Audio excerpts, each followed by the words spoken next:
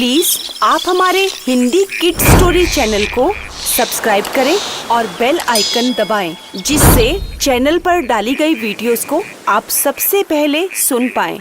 और अगर आपको ये कहानियाँ अच्छी लगे तो उन्हें लाइक और शेयर करना ना भूलें।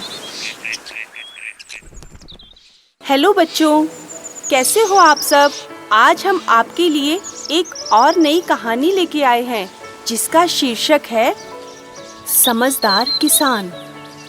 एक गांव में एक संत महात्मा रहते थे। संत महात्मा अपनी कुटिया के बाहर हर समय ईश्वर की प्रार्थना करते रहते थे और उसी में ही लीन रहते थे।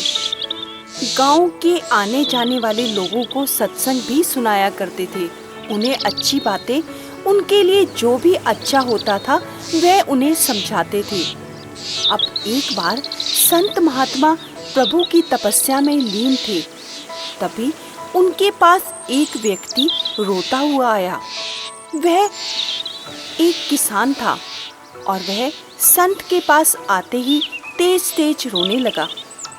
महात्मा जी का ध्यान भंग हो गया और वह तपस्या से उठ गए और उन्होंने कहा, क्या हुआ तुम्हें? तुम इतने दुखी क्यों हो और क्यों रो रहे हो? वह व्यक्ति एक किसान था और महात्मा जी से प्रार्थना करने लगा, महाराज, मैं किसान हूँ। पिछले साल मेरी फसल बर्बाद हो गई थी।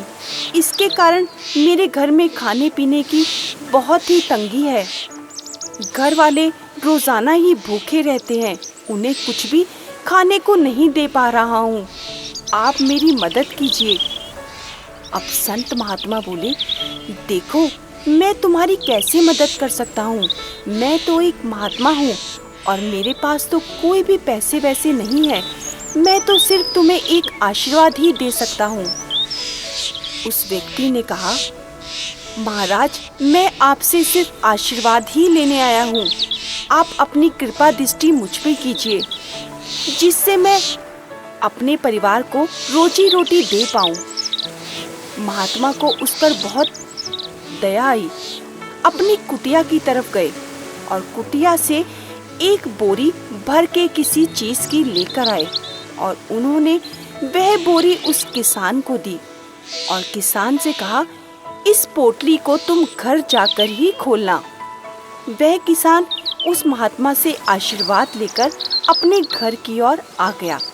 अब जब वह किसान वापस आया, उसने उस पोटली को खोला।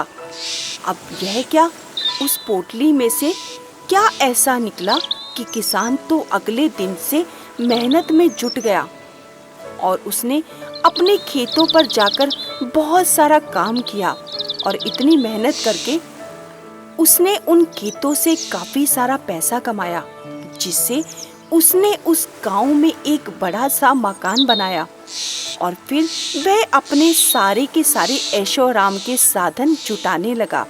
लेकिन इसके साथ साथ उसने गांव के कुछ गरीबों की मदद भी की, क्योंकि वह बहुत ही दयालु दिल का था। अब यह बात सबके कानों में पड़ी कि यह किसान तो संत महात्मा के पास गया था। मालूम नहीं संत महात्मा ने इसको ऐसा क्या दे दिया कि रातों रात यह किसान तो अमीर हो गया। अब एक दूसरे से बात चलते चलते पूरे गांव में फैल गई कि रातों रात यह किसान अमीर हो गया। किसी ने भी यह नहीं सोचा कि रातों रात कोई भी अमीर नहीं हो सकता। उस किसान ने कई महीनों तक उस खेत पर मेहनत की थी। अब धीरे धीरे यह बात एक डाकू तक पहुंची। वह भी गांव में ही चोरी के लिए आया था और उसने गांव वालों से यह बात सुन ली। अब उसे तो लगा, पता नहीं संत महात्मा के पास कौन सा खजाना छुपा हुआ है जो उन्होंने उस किसान को दिया और वह रातों रात अमीर हो गया। उस डाकू ने अपना भेष बदला और वह भी उन संत महात्मा के पास चल दिया। अब फिर से वह संत महात्मा के पास आया और संत महात्मा तो अपनी समाधि में लीन थे और आते ही वह डाकू संत महात्मा के पास रो रो के बिलक बिलक कर यातनाएं सुनाने लगा। हे संत महाराज, मैं बहुत गरीब व्यक्ति हूँ। मेरा परिवार भूखा मर रहा है। आप मुझ पर कृपा दृष्टि करें। संत महात्मा ने कहा, देखो, धन तो आता जाता रहता है। मैं तुम्हारी किस प्रकार की मदद कर सकता हूँ? मेरे पास तो कोई धन नहीं है। तुम खुद मेहनत करके कमाओ। मैं तो सिर्फ तुम्हें आशीर्वाद ही दे सकता हूँ। अब वह व्यक्ति तो सिर्फ धन मांगने ही आया था।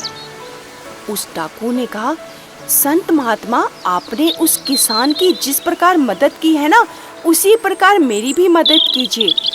अब संत महात्मा सारी बात समझ गए और उन्होंने उस डाकू को सबक सिखाने का सोचा।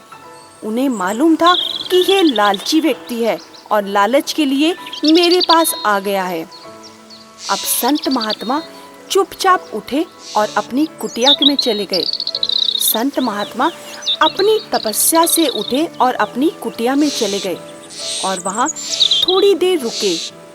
और यहाँ वह डाकू खिड़की से देख रहा था कि संत महात्मा अंदर से कौन सा खजाना लेकर बाहर आएंगे, और वह छुपकर खिड़की से झांकने लगा। यह क्या, संत महात्मा तो अपनी कुटिया में जाकर एक पत्थर के आगे बैठ गए और उस पत्थर के आगे प्रार्थना करने लगे, अपना सिर पटकने लगे और थोड़ी देर बाद बाहर आ गए। उस डाकू ने कहा, महाराज, आप खाली हाथ क्यों आए हैं? आप मेरे लिए कुछ नहीं लाए? तो संत महात्मा ने कहा, देखो, अभी मेरे पास तुम्हारे देने के लिए कुछ भी नहीं है।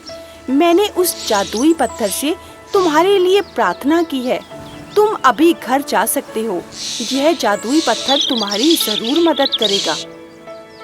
अब वह डाकू सोचने लगा, हो ना हो संत महात्मा के पास यही जादू का पत्थर है जिससे वह खूब सारा पैसा मांगते हैं। क्यों ना मैं इसी पत्थर को चुरा लूं और अपने घर ले जाऊं और खूब सारा पैसा मांग लूं। अब वह जैसे ही संत महात्मा फिर से तपस्या में लीन हुए, उस डाकू ने चुपके से वह संत की कुटिया में घुस गया और वहां जाकर उसने वह पत्थर देखा और पत्थर के पास जाकर वह उसे उठाने लगा। उसे लगा, यह जादुई पत्थर उठाकर मैं अपने घर ले जाऊंगा। अब वह पत्थर तो उठा ही नहीं। अब उस डाकू ने सोचा, क्यों ना मैं इससे यही प्रार्थना करूं, हो सकता है अभी यह पत्थर पैसों की बारिश कर दे। फिर वह डाकू उसी तरह संत महात्मा को उसने देखा था कि वह सिर पटक रहे थे और वह भी उस पत्थर पर सिर पटक पटक कर पैसों की मांग करने लगा। हे पत्थर महाराज, आप मुझ पर कृपा कीजिए और धन की बारिश कीजिए, मुझे धन चाहिए। अब उसने इतनी बार सिर पटका कि उसका सिर लहूलुहान हो गया और वह दर्द से चिल्लाने लगा। जैसे ही चिल्लाया, संत महात्मा वहाँ दौड़ते हुए आ गए और बोले, तुम लालची व्यक्ति हो, तुम यहाँ क्या कर रहे हो? अब उस डाकू ने कहा, महात्मा जी, मैं भी इस पत्थर से पैसे मांग रहा था। मैं कह रहा था कि मुझ पर धन की बारिश कर दो। संत महात्मा को गुस्सा आ गया और उन्होंने कहा, हे मूर्ख व्यक्ति, तुम्हें मालूम है मैंने उस किसान को क्या दिया था? मैंने उस किसान को कुछ अनाज के दाने दिए थे जिससे उसने बहुत मेहनत की और अपने खेत की जुताई कर कर उन दानों को उसने बोया और उससे उसकी फसल उगी जिससे उसने मेहनत करके वह पैसा कमाया है। तुम्हारी तरह उस पर कोई धन की बारिश नहीं हुई। चले जाओ यहाँ से। तुम एक लालची व्यक्ति हो और मूर्ख भी हो। यह कहकर संत महात्मा फिर से अपनी तपस्या में लीन हो गए और वह डाकू अपने घर वापस चला गया। देखा बच्चों, गांव वालों को और उस डाकू को यह तो मालूम नहीं था कि संत महाराज ने उसे क्या दिया। उन्हें यह लगता था कि संत महाराज ने उसको खूब सारा धन दिया, लेकिन वह किसान बहुत ही मेहनती था और संत महाराज ने उसको कुछ दाने दिए थे, कुछ बीज दिए थे जिससे उसने अपनी खेतों में खेती की और अपनी लगन और मेहनत से उसने धन अर्जित किया।